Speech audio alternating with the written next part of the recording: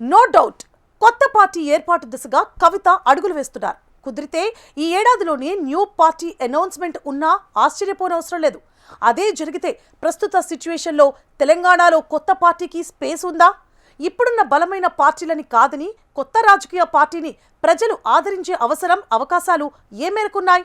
ఏ నమ్మకంతో కవిత new party వైపు మొగ్గు చూపుతున్నారు? యువత రాజకీయాల వైపు అడుగులు వేయాలని భావిస్తోందా?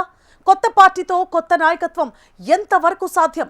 ఇప్పటి వరకు రాష్ట్రంలో ఉన్న రాజకీయ పార్టీలు ఏంటి? Watch the story. బీఆర్ఎస్ పార్టీతో తెగదెంపులు, జాగృతి సంస్థతో జనంబాట కార్యక్రమాలు, ప్రస్తుత ప్రభుత్వాలపైన విమర్శలు. కవిత దూకుడు చూస్తుంటే కొత్త పొలిటికల్ పార్టీ దిశగా వేగంగా అడుగులు వేస్తున్నట్టు కనిపిస్తోంది. స్వయంగా ఆమె ప్రకటించారు కొత్త పార్టీ పెట్టే ఆలోచనలో ఉన్నానని, జనం సమస్యలు తెలుసుకునేందుకే రాష్ట్ర వ్యాప్తంగా పర్యటనలు చేస్తున్నానని. అదే జరిగితే ప్రస్తుతం తెలంగాణలో కొత్త పార్టీకి స్పేస్ ఉందా? ఇప్పుడున్న పార్టీలను కాదని కవిత పెట్టే కొత్త పార్టీని ఏ మేరకు ప్రజలు ఆదరించే ఛాన్స్ ఉంది? రాజకీయాల్లో బలమైన ముద్ర వేసి కవిత జనాలను తన వైపుకు తిప్పుకుంటారా, లేక విఫల ప్రయోగంగా మిగిలిపోతారా అన్న చర్చ నడుస్తోంది. ప్రస్తుతం రాష్ట్రంలో జాతీయ పార్టీలైన కాంగ్రెస్, బీజేపీతో పాటు ప్రాంతీయ పార్టీగా 2 సార్లు అధికారం చేపట్టిన బీఆర్ఎస్ ఉంది. అదేవిధంగా తెలంగాణ ఉద్యమంలో కీలకంగా ఉన్న కోదండరాం తెలంగాణ జనసమితి పేరు మీద పార్టీని స్థాపించారు. కానీ ప్రజలు అంతగా ఆ పార్టీని ఆదరించలేరు. రీసెంట్గా బీసీల కోసం రాజ్యాధికార పార్టీ పేరుతో మల్లన్న కొత్త పార్టీ పెట్టారు. ఇవేగాక బీఎస్పీ, ఆప్, ఎంఐఎం, ఇంకొన్ని చిన్న చిన్న పార్టీలు ఉన్నాయి. రాజకీయంగా రాణించలేక దుకాణం సర్దేసిన పార్టీలు ఇక చాలానే ఉన్నాయి. మన కళ్ల ముందు ఎన్నో ఉదాహరణలు ఉన్నా ఇలాంటి పరిస్థితుల్లో తెలంగాణలో కవిత కొత్త పార్టీ పెడితే ఏ మేరకు సక్సెస్ అవుతారు అన్న సందేహాలు, ప్రశ్నలు పొలిటికల్ సర్కిల్స్లో తలెత్తుతున్నాయి. బీఆర్ఎస్లో అంతర్గత విభేదాలు, ఆ పార్టీ ముఖ్య నేతలతో పొసగక బయటకొచ్చారు కవిత. రావడమే కాదు, రాను రాను గులాబీ పార్టీపై, కుటుంబ సభ్యులపైన విమర్శల బాణాలకు పదును పెడుతున్నారు.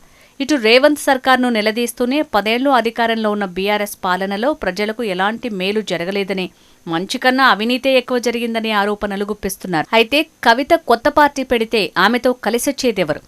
పాత తరం నేతలతో పాటు కొత్తగా రాజకీయాల్లోకి రావాలనుకునే కొత్త తరాన్ని ఆమె ఆకర్షిస్తారా? వారికి రాజకీయ భరోసా కల్పించి ముందుకు నడిపిస్తారా అన్న సందేహాలు కలుగుతున్నాయి. గ్రామస్థాయి నుంచి రాష్ట్ర స్థాయి వరకు రాజకీయంగా యాక్టివ్గా ఉన్న క్యాడర్, లీడర్ అంతా కాంగ్రెస్, బీఆర్ఎస్, బీజేపీ ఈ 3 పార్టీలోనే ఉన్నారు. సో కవిత రాజకీయంగా క్షేత్రస్థాయిలో బలపడాలంటే లీడర్, క్యాడర్ ఇంపార్టెంట్. కాబట్టి ఆ 3 పార్టీల్లో ఎవరిని లక్ష్యంగా చేసుకుని కవిత పొలిటికల్ వ్యూహాలు రచిస్తారు అనేది కీలకంగా మారింది.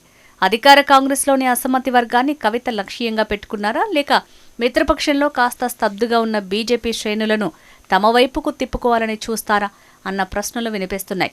మరీ ముఖ్యంగా ఆల్రెడీ బీఆర్ఎస్తో కవితకు పేగుబంధం ఉంది కాబట్టి ప్రధానంగా గులాబీ క్యాడర్కు గురిపెడతారా అన్న ప్రశ్నలు వినిపిస్తున్నాయి. అదే అయితే కేసీఆర్ను వదిలి క్యాడర్ కవిత వెంట నడుస్తారని అనుకోవచ్చా? ఉద్యమకారులకు న్యాయం జరిగిందని కవిత పదే పదే చెప్తున్నారు. దీంతో కవిత ఫస్ట్ టార్గెట్ వారి అన్న చర్చ నడుస్తోంది. అలాగే మహిళా సెంటిమెంట్ అస్త్రాన్ని కవిత బలంగా వాడాలని చూస్తున్నట్టు కనిపిస్తోంది. ఆడబిడ్డకు అన్యాయం జరిగిందని నిండు సభలో కన్నీరు పెట్టుకున్నారు కవిత. పొలిటికల్ పార్టీ పెట్టి సక్సెస్ కావటం అంత ఈజీ టాస్క్ ఏం కాదు. గతంలో జనాదరణ ఉన్న నేతలు సైతం కొత్త రాజకీయ పార్టీ పెట్టి బోల్తా కొట్టిన ఉదాహరణలు ఉన్నాయి.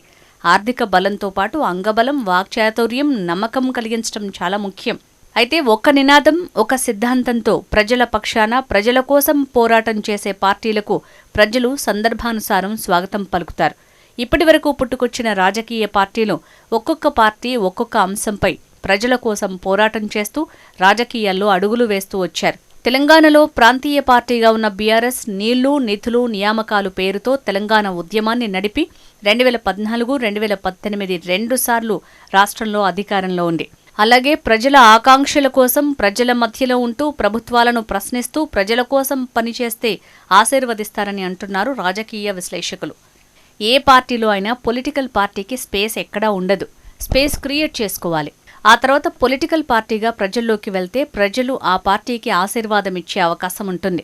వివిధ రాష్ట్రాల్లో పార్టీలను గమనిస్తే కేరళలో 18 పార్టీలు, అస్సాంలో 12, మహారాష్ట్రలో 10, హర్యానా 7, బీహార్ 8, ఉత్తరప్రదేశ్లో జిల్లాకో పార్టీ, తమిళనాడులో 10కి పైగానే పార్టీలున్నాయి. ఎక్కడ ఎన్ని పార్టీలున్నా ఒక రాజకీయ వేదిక ద్వారా ప్రజలకు దగ్గరై కార్యక్రమాలు చేస్తే, అధికారంలో ఉన్న ప్రభుత్వాన్ని ప్రశ్నిస్తే ప్రజలు ఆశీర్వదించే అవకాశాలుంటాయి. ప్రాంతీయ పార్టీలు బలంగా ఉన్న చోట జాతీయ పార్టీలకు అంతగా స్పేస్ ఉండదు. చాలా రాష్ట్రాల్లో అది ప్రూవ్ అయింది కూడా. తమిళనాడు, ఏపీ ఉదాహరణగా చెప్పొచ్చు. తెలంగాణలో కూడా మరో ప్రాంతీయ పార్టీ ఆవశ్యకత ఉందని చాలా రోజుల నుంచి రాజకీయ వర్గాల్లో ఓ చర్చ ఉండేది. అలాగే రాజకీయాల్లోకి వచ్చే నవతరానికి పెద్దపీట వేస్తూ యువతని ఆకర్షిస్తే వచ్చే రోజుల్లో తెలంగాణలో పొలిటికల్ పార్టీకి స్పేస్ క్రియేట్ చేసుకుంటే భవిష్యత్తు ఉంటుందని రాజకీయ విశ్లేషకులు అభిప్రాయపడుతున్నారు. మహిళలు, యువత చాలామంది రాజకీయాల్లోకి రావాలని భావిస్తున్న ఇప్పటివరకు ఉన్న పార్టీలో ఆయా నియోజకవర్గాల్లో సీనియర్లు, అదేవిధంగా పార్టీకి సంబంధించిన నేతలు ఉండటంతో యువతకి ఎక్కువ అవకాశాలు కూడా రావటం లేదనే అభిప్రాయాలు వ్యక్తమవుతున్నాయి. యువత, మహిళలకు పొలిటికల్గా ఎక్కువ అవకాశం ఇస్తే తెలంగాణలో పొలిటికల్ పార్టీకి స్పేస్ ఉండే అవకాశం ఉందని చర్చ జరుగుతోంది. చూడాలి మరి కవిత పొలిటికల్ వ్యూహాలు, అడుగులు ఎలా ఉండనున్నాయో.